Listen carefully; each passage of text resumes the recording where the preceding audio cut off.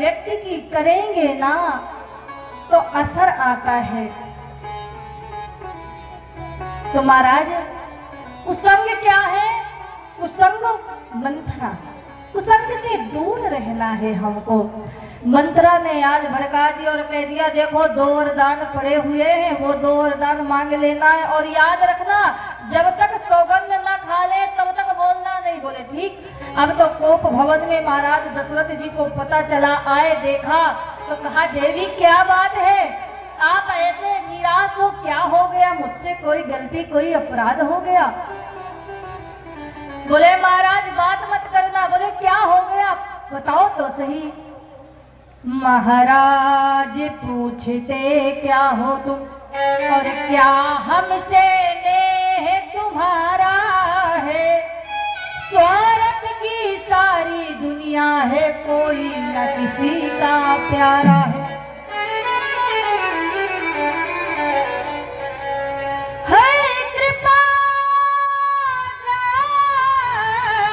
जिसके ऊपर बस वही आपकी नारी है, झूठे सब चाहने वाले हैं और बस मुख देखे की यारी है। झूठे हैं चाहने वाले, संसार स्वार्थी। दशरथ जी ने कहा रे बताओ बताओ कौन सी बात है, क्या हो गया? बोले महाराज मेरे 2 वरदान पड़े हैं, आज मुझे चाहिए। दशरथ जी खुश हो गए, बोले 2 के बदले यार 4 मांगोगी, देने के लिए तैयार है, मांगो। बोले नहीं महाराज आप तो केवल और केवल 2 दे दीजिए, ठीक है, लेकिन ऐसे नहीं, पहले राम जी की सौगंध खाइए। महाराज दशरथ जी कहते हैं साक्षी है मेरा चंद्र सूर्य और यह अग्नि पवन साक्षी मेरा, मैं शपथ राम की खाता हूँ टल सकता नहीं वचन मेरा। मैं राम जी की शपथ खा के कहता हूँ वचन नहीं टल सकता। जैसे ही सुना कैकेयी मैया वही आभूषण पहनने लगी। अब महाराज जी आ गए मेरे वश में, तुरंत बोल दिया हो सावधान पहरा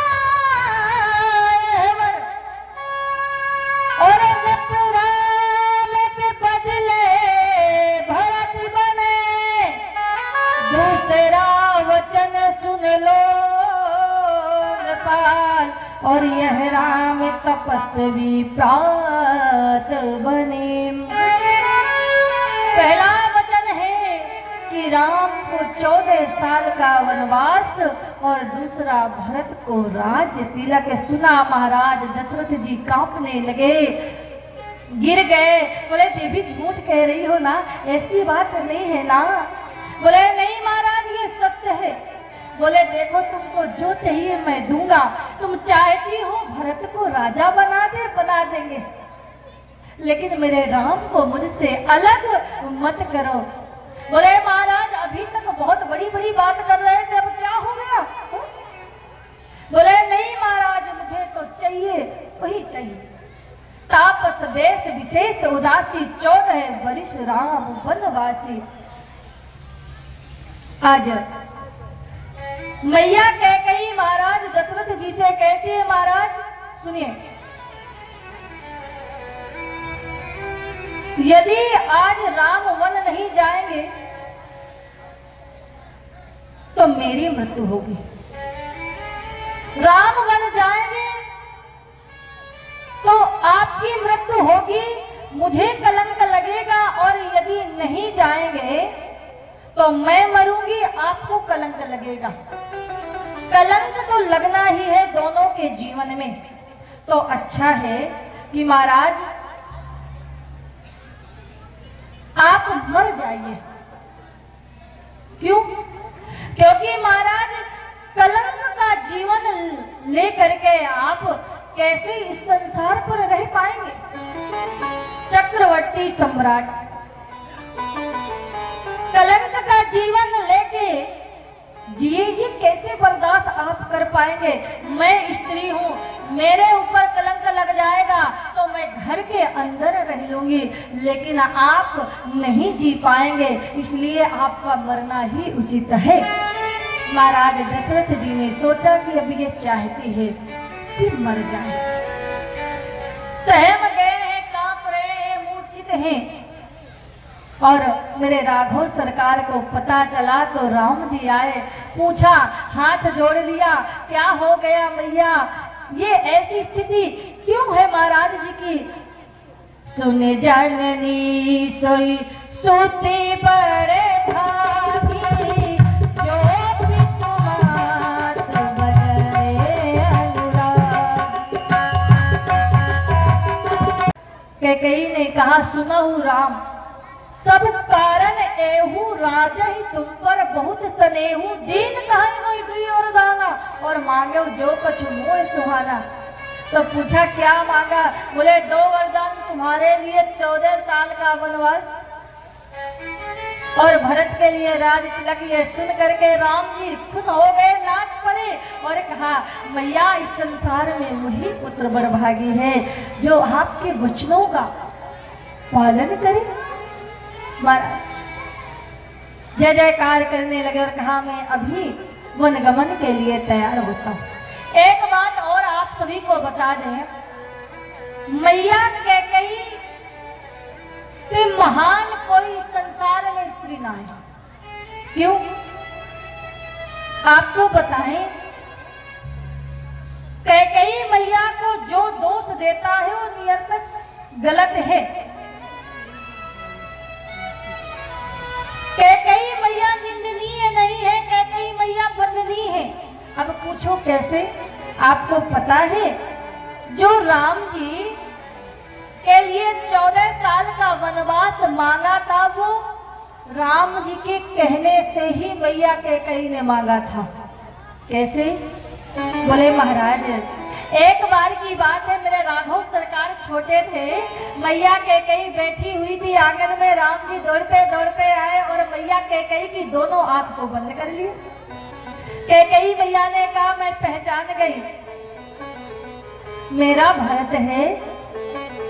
राम जी ने नेत्र तुरंत हाथ हटाए, मैया कैकेयी ने देखा, राम जी ने कहा, माँ आप नहीं पहचान पाई, मैं जीत गया, आप हार गई। कैकेयी मैया ने कहा कि तो अच्छा मैं हार गई तो तू कुछ मांग ले। बोले मैया मैं जो मांगूंगा वो आप देंगी? बोले हाँ बिल्कुल, बताओ तो सही बेटा।